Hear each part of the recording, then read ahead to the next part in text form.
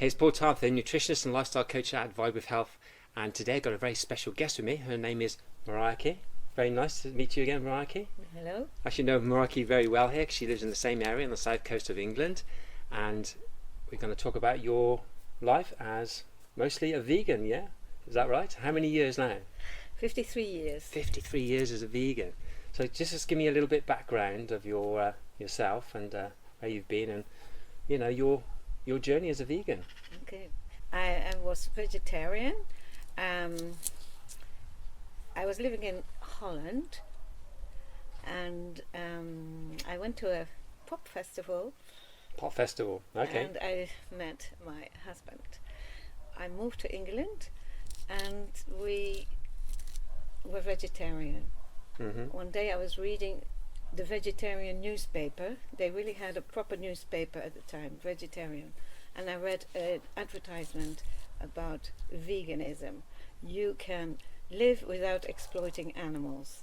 And I thought, wow, this is really what I want. Really eye-opening for you, yeah? It was really, this is what I want. So without knowing any other people who live like that, we both decided overnight to become vegan. Wow. And we both have never looked back. Wow, that's fantastic. So that was in this country or in Holland, back in Holland? No, that was in England. I was in England, London, in London. Okay. I think it was 1972. 1972, wow. So you're real pioneers then, really? Real visionaries. Well, we were curious to see if there was other people like us, because I never met a vegan, but there was a vegan society. Right. And so we got in touch with the vegan society, and they were the real pioneers, you know. It was Eva Butt and Kathleen Janaway and Jack. Anyway, they were the real pioneers. Yeah. It started just after the war, I believe. Mm-hmm. And so I wanted to be active then in the vegan society, because I realized, well, this is what I want, and this is what I want the world to move towards. Absolutely, yes. And did you have children then? You had children, yeah? No, at that time I didn't have Okay. any children, but there was no doubt that I would want to bring up my children vegan. And of course there was a lot of people who said, oh, you can't do that, the children need this, and what are you going to do for protein? And so I had to really do my own research at the time, because there was nothing there for me to follow. But the Vegan Society, in Kathleen Janaway, she was a really active, wonderful person, and she did a lot of research and gave out little leaflets about what you could do for protein and carbohydrates and things like that. Wow. So Marjike, what's a typical day look like for you with regards to food? I always start with fruit. I try to follow the intermittent fasting methods, so I don't eat anything after 8 o'clock, and I don't normally eat anything before 10 or 11. Mm-hmm. Okay. And then I eat fruit, just fruit. And if I'm hungry for something else, I have to wait at least half an hour to an hour, and then I might have something else, so maybe some yogurt or usually yogurt.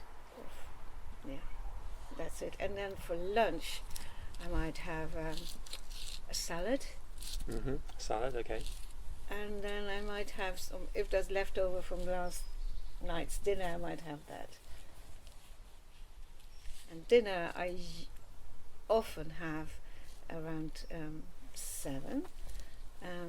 I have some like quinoa, millet, buckwheat. I try to stay away from, I have rice maybe once a week, or sometimes not even once a week. At the moment I try to keep away from a lot of grains. Right.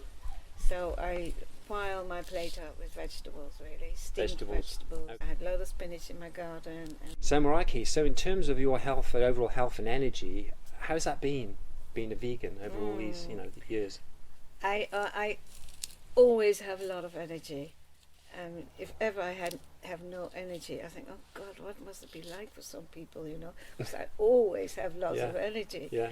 And people ask me, how come you have so much energy? And I always say, I'm vegan. And they say, what you're on? I don't drink any alcohol either. And they think I'm on something. And because I jump around and I'm happy and I'm not on any alcohol or drugs. Well, we've seen you jumping around and running around, and you're very sprightly, I have to say, Marjike. Yeah, so we've seen it ourselves, definitely. Great. And in terms of, when you went through your perimenopause or menopause, as often people call it, during the middle age years, is that something that really affected you or not with your diet? No, not much. I always hear from other people how it affects them, and I kept wondering, what is it like to be in menopause? Never had these, what do they call it? Night sweats and hot flashes. Hot flashes. Yeah. I can't remember ever having it. No. So, I don't really think I've been properly through the menopause. And, Okay, didn't really notice it much then. Didn't notice it much at all. Okay, very interesting. No. And my energy was always high. Yeah, it's still high now. And still high now, yeah. And I hope it will be high till I die. Yeah, keep being healthy all the way through. That's what we all want. Yeah. No, I can't say I've never been ill, but I think the illnesses I have had, I can relate it to stress. Right. But I always have overcome my illness. I had rheumatoid arthritis, which my doctor said was a incurable, degenerative disease. Yeah. And wanted to give me cortisol injections and methotrexate, which is a chemo drug. And I refused. I said no. And she said, oh, well, you're going to end up in a wheelchair. And I said, no, I am not. And she asked, what are you going to do, Mrs. McCartney? And I said, well, I'm just going to de-stress myself mostly and live healthy. So I actually then started using a lot of wheatgrass, a lot more raw food than usual. Yeah. And Chinese herbs, acupuncture, and my anthroposophical doctor, he gave me some birch extract from Germany. And I got better. You got better? No more rheumatoid arthritis? No arthritis. Wow, there you go. No. What a great result. Yeah. So Marjike, tell me, has you being a vegan changed your outlook on life and animal welfare and other things, would you say? Yeah, it really opened my eyes watching films like Cowspiracy and especially Earthling. I think that really brought it back. Although I had already decided I wasn't going to take part. Not in my name is any animal being killed, sentient animals. And I really feel for the suffering of these animals. It's so cruel. And especially, I always make a point of saying, well, if you're vegetarian, you're still taking part in all this cruelty, I wouldn't want to be a cow, have your babies taken away, forced pregnancy, veganism is the way forward out of suffering. And on my fridge I have a little saying of George Bernard Shaw: as long as there are slaughterhouses, there will be war. And I really believe that.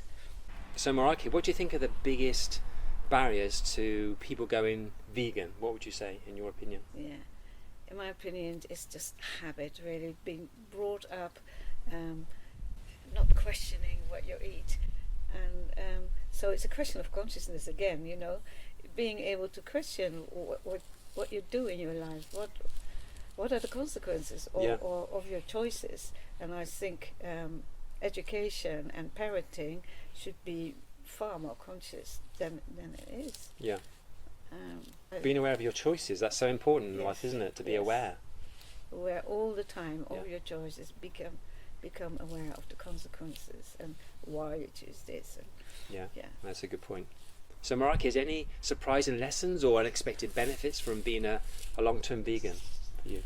Yeah, I feel it's the best decision I made in my life, along with Steiner education. I must say that, because Steiner education also really encourages children to be critical thinkers and not just to go along with what the average person thinks. So these are the two big pillars of my life.